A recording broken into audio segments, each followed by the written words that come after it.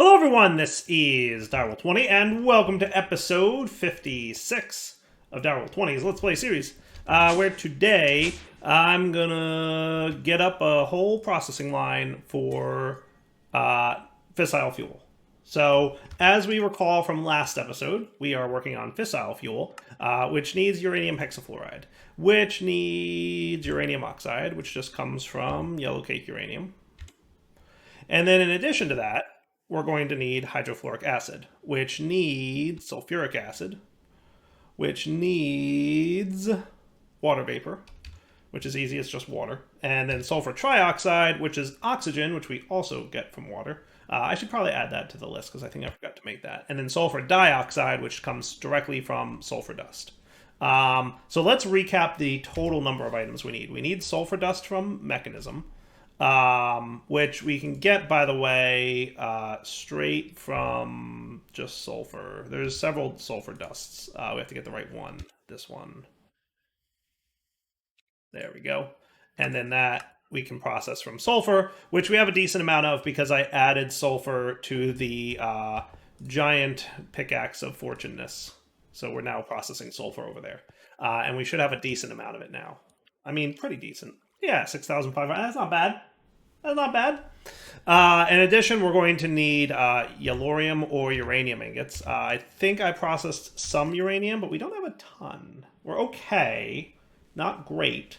Not terrible. That's where we're at with uranium right now. But we've got a few.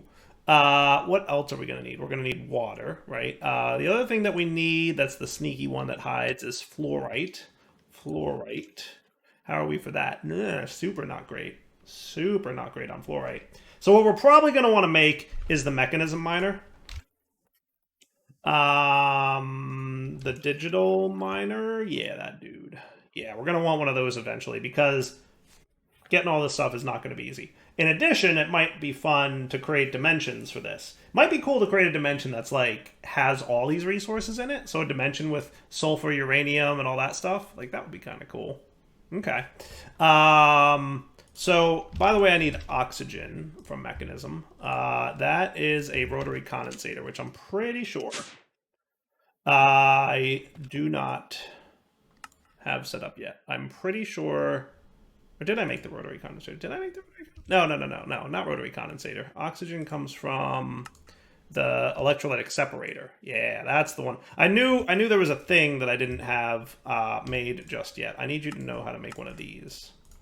That is a thing that is always a hassle to make because it needs all those dusts. But now I can make my electrolytic separator. And if you look down on my hotbar-ishy type area down here, you'll see that I've got a bunch of other machines because I prepped everything I'm going to need to be ready to go do this. Now, in addition, I'm going to have an ender chest or two because I have two options at this point. I can either set up a AE bridge, a quantum bridge, to make sure that those items are available from my AE system over in my mechanism reactor room. That feels expensive to me in terms of RF to only make 4 items available there. So what I'm going to do instead is I'm going to make it so that, because we're not going to do any auto crafting over there, I just need to give it items so that I can create the resources and pump them into the reactors, right? So what I'm going to do instead is I'm going to keep a stock of those items in an ender chest on this base, and then the ender chest on the other side will have them available, right? So we should just pick, let's do lime dye for reactor-y type things. Does that sound cool? Do we have any cactus? We have a little bit.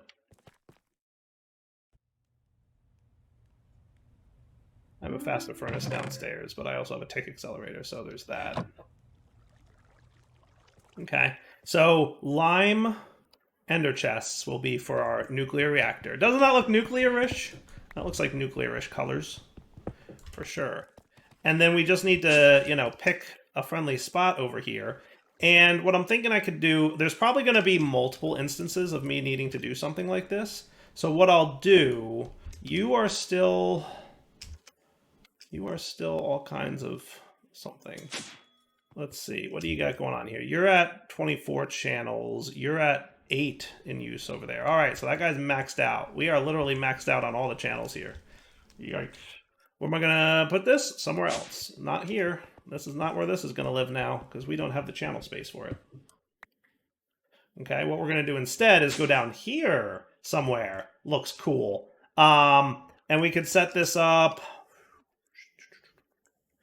yeah, about over here-ish, right? We got plenty of channels right there, right? We only got 8 in use. We can totally tap into that. So how about right here is where we'll put an ender chest, okay? And I could probably just do this with... Let's see. I might want it 1 down. How about we do it 1 down? I'm just trying to visualize how this might look to be plannable for the future. But what I'm going to want then is an interface that's going to keep in stock. And then we're going to use laser IO to keep a certain amount of those items in the ender chest at all times. Okay, so we're going to pop in here. We're going to do this. And you're a dense cable, right? So if I just got a regular cable here, we could connect you up happily. And you'd be available for 8 channels. We've only got 1 in use. Then a nice little bit of laser IO. And on the up, it will be an insert card. Okay, and then on the down, there will be a stocking card to keep in stock a certain number of items, right? And what we want to keep in stock on the down will be the following. Fluorite. I can't drag from up there? Okay, that's all right. Fluorite. How about 32? Uranium. How about 32? And sulfur. How about 32? Is there anything else I need in there? I think that's it, right? Is that it? Is it just those 3 items? I feel like there's a 4th, and I'm forgetting it, and I'm going to find out when I go to put all this together. And I'm going to be like, oh, right, I forgot about X. We'll see what happens. So then up here, right? So the other thing I'm going to do is make sure that you have an overclocking card in you. Because we're going to want that to be quick, okay? Now for you, it's going to be the same deal. Uranium. 32. Sulfur. Whoops. 32. And fluorite. 32, right? So now we're always keeping 32 in here. If I ever remove any amount, it'll immediately go back up to 32, right? So I can, you know, take any amount that I want out of here, and it'll always zip right back to 32. It won't extract, but I could probably make it do that if I set you to regulate mode. That should now take any excess out. How cool is that, huh? Regulate mode. That's what's up. Okay, so that's spiffy times, right? And because it's an interface, it goes right back in and then back into the ace. How cool is that? That's what's up. All right, so now we can pop over to our uranium reactor and be ready to put together all the fuel stuffs. Cool. So we'll put it in here somewhere like, I don't know, doesn't super duper matter, but somewhere in this general area should be enough room to fit all these machines. And I'm gonna make sure that we have a little bit of space. So maybe I'll put it like, So there's 2 things we're gonna want to handle. First off, we're gonna want to produce the nuclear fuel, which might I do here maybe? That could be cool. And then we're gonna want to process the waste, which I could probably do here-ish. That might be fun. I don't know that I've ever quite positioned it that way, but that should fit, right? So we can do the fuel production right here, and then the waste processing here, and then we stay all within our one nice big chunk. I like that plan. All right, so generally speaking, I like to start here-ish with the uranium hexafluoride, and that's going to be a chemical infuser. So chemical infuser here, okay? And then that's going to feed into an isotropic centrifuge to make the fissile fuel. So that would be you, okay? And then your configuration for, I always forget what's a gas and what's a liquid, but I think this is a gas, so you can input on the back, okay? And I won't do the output yet on you, but we'll figure out where you're gonna output to. And then you, for gases, will be output on the front, eject on, and input left and input right. So that's perfect. We can leave that as is. Easy peasy. this guy is going to get, so that would be you're done and you're done. Now I need uranium oxide. That's a chemical oxidizer. So chemical oxidizer, I'm sure I have one because I made all the things, right? Yep, there we go. Okay, you're going to item input on the right, and you're going to gas output on the left, right? So items will come in from this side and output to that side. Cool. Easy peasy. Okay. And then you need to make your yellow cake uranium from yellorium, and that's going to be an enrichment chamber. Okay.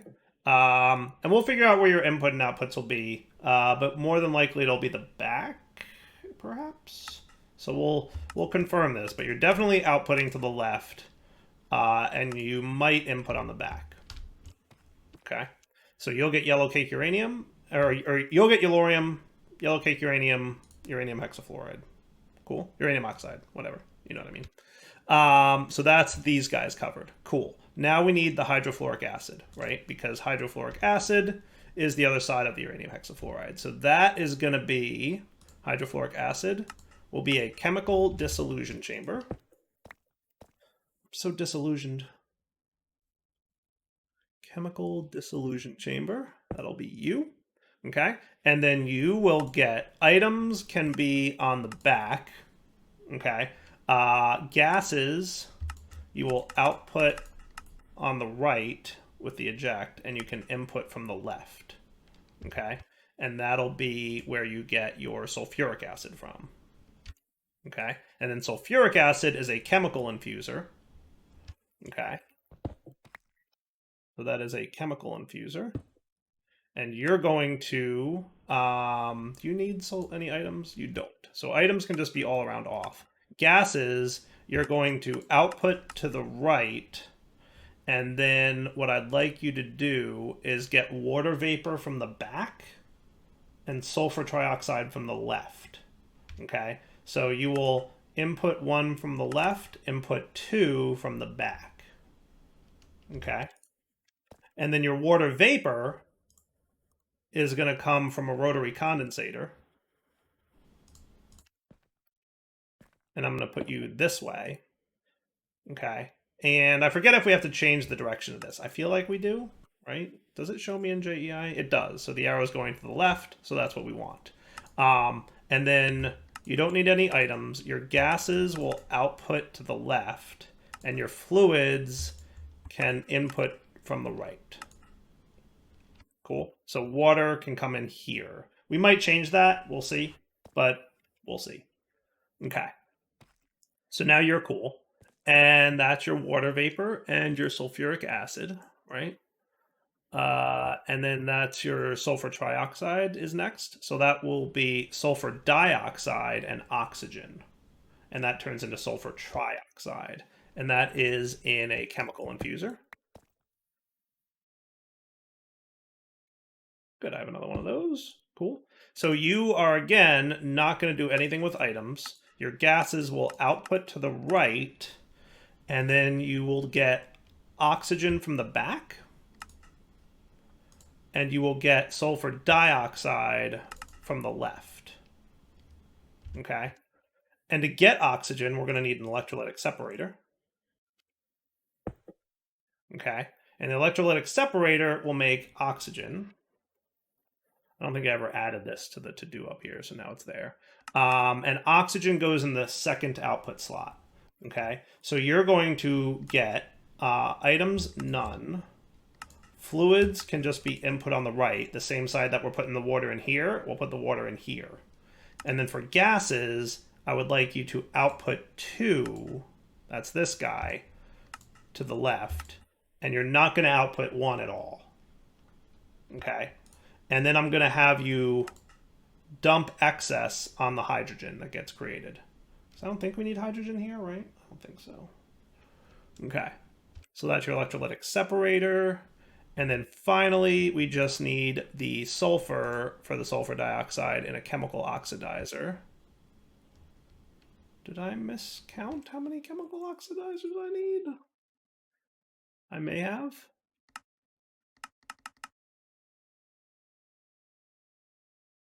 I may have. Thought I had enough.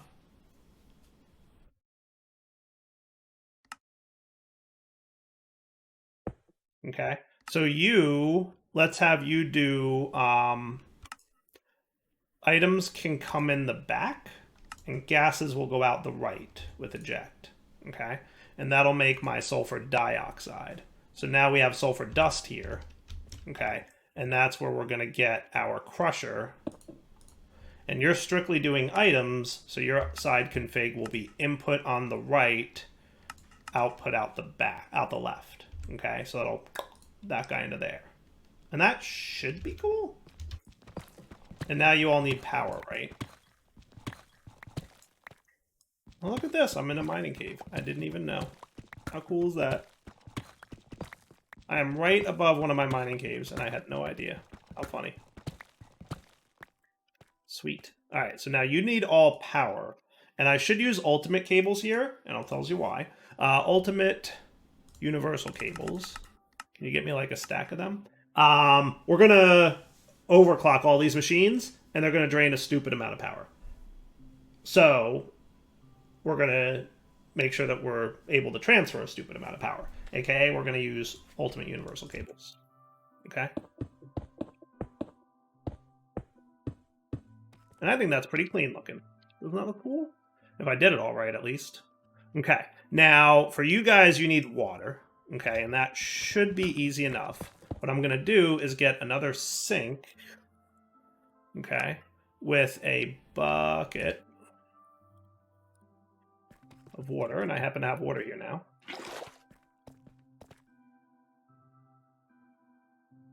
Okay. And then ultimate, we've got some pressurized tubes if we need them, but I wanted mechanical pipes. Just get me a batch of those.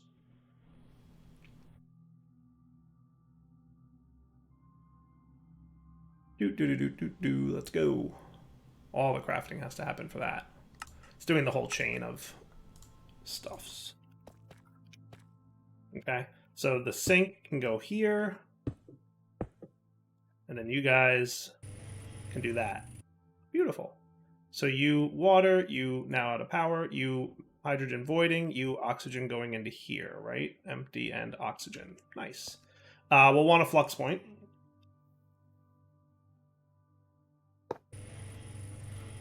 And that'll cook you guys into gear. Nice. So all the water vapor is going where he belongs. All the oxygen's going where he belongs. And we've got a small amount of winds happening. Nice. What I want now is let's handle the item transfer. And that I'll probably just do with laser IO. Does that sound cool? I think that sounds cool. Sure. So you can be here, here, right? Because you need an item. You're the chemical dissolution chamber. You're doing fluorite, and then you're getting the uranium. Okay. So you bind to this guy and this guy, and you're all connected. So on the down, we're going to have you extract them. Probably going to overclock you. And get me like 10 more item cards if you don't mind. And get me a bunch more fluid cards too. What else am I low on? Energy cards? Sure, why not?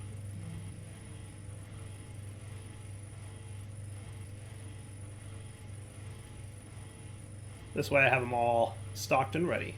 So on the down, you're going to extract a stack every tick. Okay. And then what I'm going to do is I'm going to want to filter these. So let's on the down, let's hold off on that extract because I want filters. So here, I would like you to insert fluorite. And I don't think it's super important that I do the filtering, but I'm going to do it anyway just to be careful. Okay. And then over here, you're going to insert with a filter, and you're going to be sulfur. And then over here, you're going to insert with a filter, and you're going to be uranium. Cool. And then on the down, you can do your extracting. So that means you should now be crushing You should be ready for fluoriding. You should also be enrichment chambering. And everything should be working. If I did this right, you're chemical oxidizing now. You're sulfuring. Did I forget auto-eject on? I did. I was close. I almost had it all right. Okay. So you should be making that. You should now be making sulfur trioxide, which is cool. You should be making sulfuric acid. You should be slowly but surely making... And none of these have speed upgrades or anything yet. I'll get that all added in a minute. Woo! Look at this. Uranium hexafluoride turning into fissile fuel. Did I forget to give you power? I did. Yeah, you probably want power, don't you? I bet he does.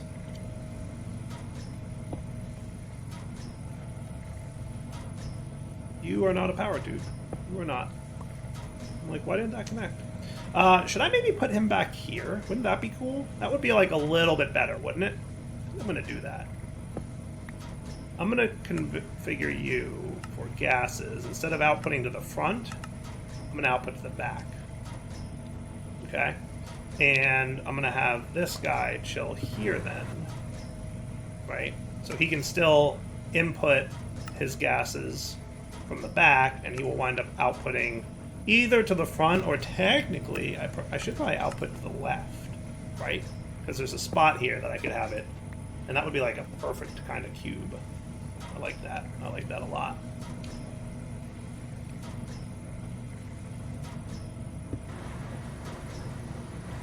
Check it out. We've got fissile fuel. That's feeling pretty good. All right, now we want upgrades. Let's get you guys. These are all energy upgrades, right? So that was 6 sets. So 1, 2, 3, 4, 5, 6. Okay. And I think 64 more of those. Ooh, we're short on glass. Of course we are.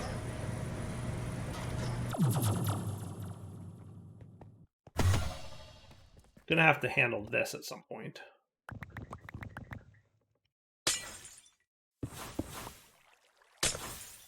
Okay.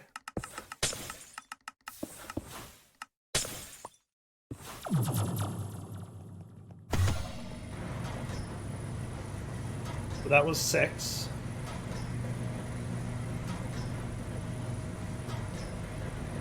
Seven, 8, 9, 10, 11. Those should all be upgraded now. And I'm pretty sure I want some gas upgrades too, don't I? I think there's at least 1 or 2 machines that can accept gas upgrades in this line. I want to say it's 1. There's 1 machine in this production line that can accept gas upgrades, but I'm going to get 2 stacks just in case I'm wrong about that. So no, no, no. No, no, no. Yes. No, no, no, no. So that's it. Okay. And then we're going to want speed.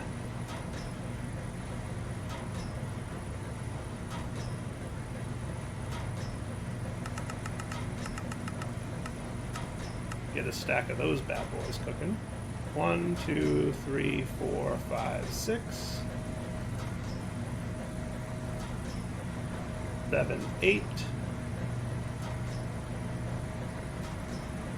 9, 10,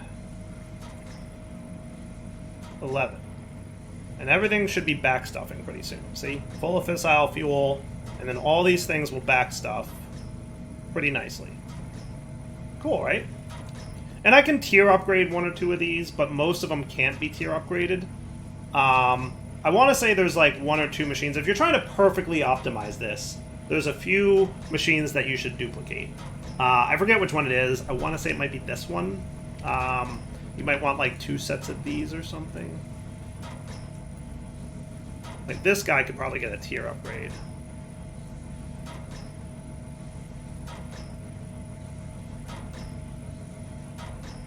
Flip mode on. See, that's going to be a little bit better. But even so, you can see like we're not keeping up with everything else.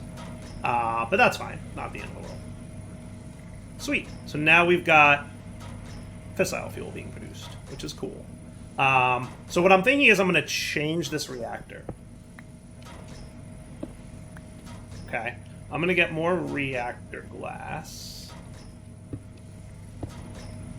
And what I'm thinking is we could just straight up have you be input, okay? And then we could have the waste output here. And then we could feed that to the waste processing machines that will live here. Now again, remember, when we want to process nuclear waste, we need to, in order to get polonium, we're going to need a solar neutron reactor, which only works in sunlight. So I haven't solved that problem just yet. We have to find out if quantum entanglements work, which I don't know the answer to. So let's make sure we know how to make quantum entanglements.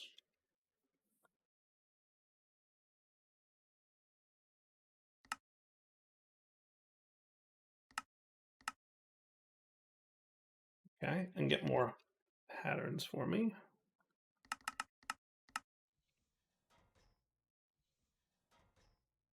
I want to say quantum entanglements can't handle nuclear waste, but I really am not sure.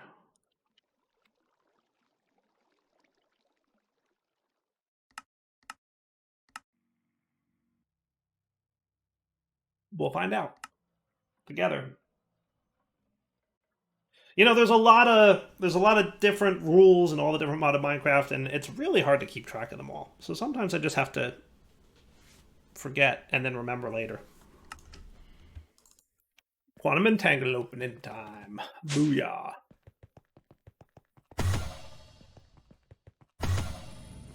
Alright, so now what I'd like to do is get my basic pressurized tubes created so that we can transport this. Now, as a reminder, all tubes and conduits and stuff from Mechanism have an internal buffer, a capacity. So if you transport your gases using basic tubes, each tube will hold 4,000 millibuckets or 4 buckets worth of gas in the tube at all times. So if you want to turn off this thing so that you can move the tubes, you need to turn it off and wait for the tube to empty before you break the tube. Otherwise, you'll be releasing fissile fuel into the environment, which will cause radioactivity. I think fissile fuel does that. At the very least, I know nuclear waste does. So, yeah.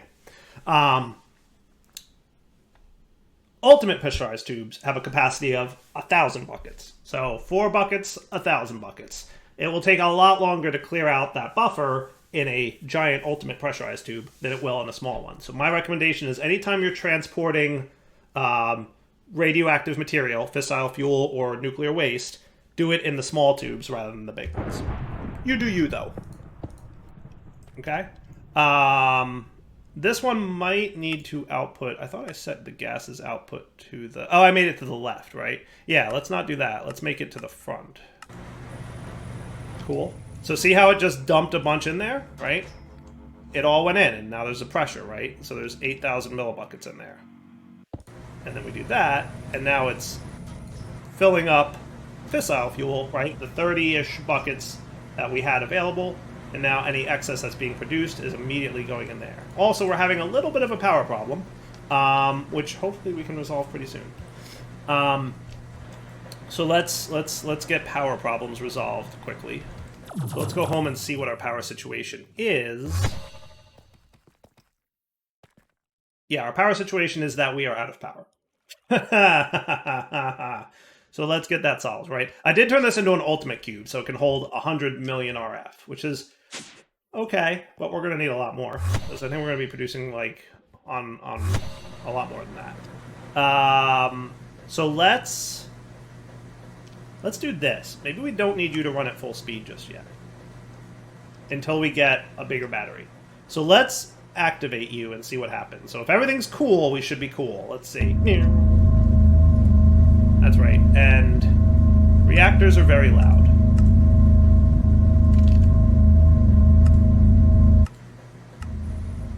I like hearing it, but not as loud as it is by default. So he should be producing steam for us and nuclear waste. And the steam's going in here and slowly turning the turbine. And we're producing, at this very slow point, 2.2 thousand RF a tick. And that should be going out this dude, 2.2 thousand RF a tick. And then you should be cool. You're not turned on yet, but that's okay. And then you should be building up a nice old buffer. Well, actually, you might not be. 2,000 hour for tick might not be enough for all those nuclear fuel machines. Oh no, you're definitely not. You're definitely not quite. So let's bump up the reactor's radioactivity usage, right? So the rate limit is how many millibuckets per tick of fuel it uses. Based on the size of the reactor, we can bring this up to 52 millibuckets per tick. It's currently using 0.1. So let's bump that up to 1 instead of 0.1, okay? So that will increase the temperature, but since we have enough water in there, we're cool, okay? And because the temperature went up, the water is now being turned into steam more quickly. The steam is more quickly spinning the turbines, and the turbine is generating more RF per tick. As we can see there, 22,000 RF per tick. Let's make sure that there is no limit on you. And if we pop home, we can check in on this bad boy. He's still struggling. I don't know how much power he needs, but let's also make sure that there is a no limit on you. Okay. Let's bump it up even further, right? I'm not going to max it out just yet. I don't think we need to do that. Oh, we have a net loss on water? How do we have a net loss on water? That can't be good. Oh, you know what we're not doing is we're not sending water back to this guy. That's probably a problem. I thought that we would at least have enough of you. So how about on the down? Extract. 8 buckets at a time. Extract.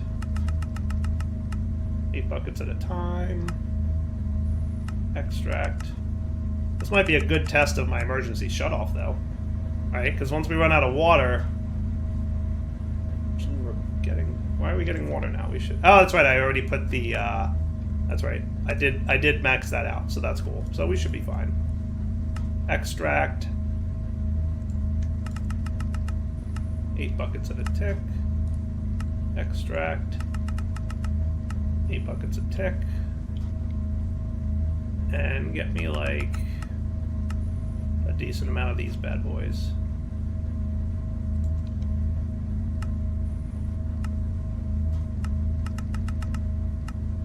So now we should be putting in a stupidish amount of water.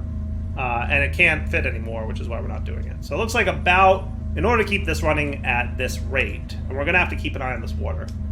Because right now, let's see, you're doing steam. Your steam input is such. Okay. Everybody always yells at me when I turn on dump excess. I never know what the right thing to do there is. I think it's dump excess, right? So this still isn't enough power, so I'm going to go ramp it up to like maybe 2 or 3 millibuckets, and we'll see how that does. Let's go with 3. We'll triple our current production, right? So set the rate to 3 millibuckets per tick. That's going to use a lot more water here. And it may use more than we can handle. Because if we were using 4 of those lasers and tripling it means we should be using 12. So we might be okay, it looks like, but it's going to be tight. But now we're doing 68. So what we want to do is set up, I forgot to do this, we need to get the water out of here, and we can connect pipes to the turbine vents.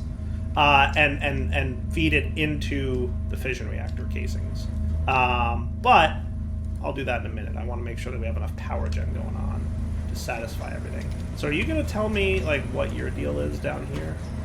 I think part of it is you might be trying to fill up this buffer of power here. Wow, you are draining so much power to get that fission fuel going. I told you this was an extreme amount of power. Overclocking all these bad boys is very power hungry.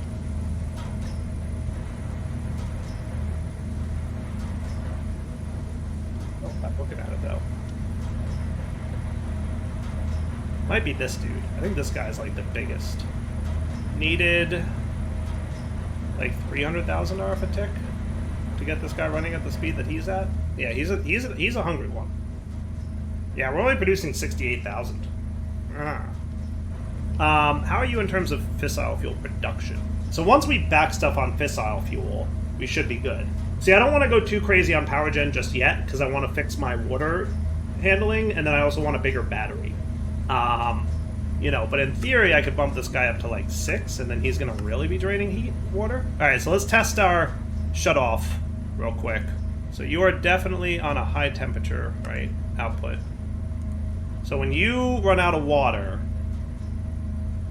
he should toggle off the reactor automatically. Let's just validate that real quick. just to make sure. Always test your fail-safes.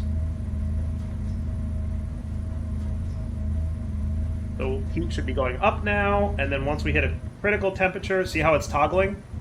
So it's turning on and off. Okay, that's good. And if I bring it down to 3, the temperature kinda stabilizes. We might be breaking even on water gen with 3, so if I bring you down to 2, we should have a net gain of water, and now it's cooling down the reactor. And then once the reactor gets to a sufficient cooling point, the water will start building up, and then we're cool, right? So if you're at 3, is that like a literal break even? 3 has a slight net gain on water with the sink, okay? So we need to definitely get the cooled water out of our turbine. We'll probably just handle that next episode, though. Alright, so let's wrap up the episode here. I want to test to see if the roof here can have fission reactor boards. Does that sound cool? I think that would be cool, right? But yeah, we'll find out. For now, Daryl's my sign off. Hope you guys enjoyed the episode. I'm going to turn off the reactor temporarily. Well, actually, I'd really like the fissile fuel to backstuff. Once that fissile fuel backstuffs, our power problems will go away, because you will not need nearly as much power to keep up with the demands of the fissile fuel. We're producing way more fuel than we need, so once this buffer fills, we'll be good. So I'm going to let that happen, then I'm going to turn off the reactor, let the water fill up, and then I'm going to test to see if we can insert water into the top of the reactor, because that would be cool. And then we'll come back next episode, we'll check that out, and then we'll handle the nuclear waste processing. Because right now we have created a ticking time bomb, literally, of a fission reactor. What's going to happen is eventually this nuclear waste tank will fill up. And when that happens, bad things will occur. So we need to handle this nuclear waste. So for now, Daryl20 signing off. Hope you guys enjoyed the episode. We'll come back next time to see how things go. All right, for now, take it easy.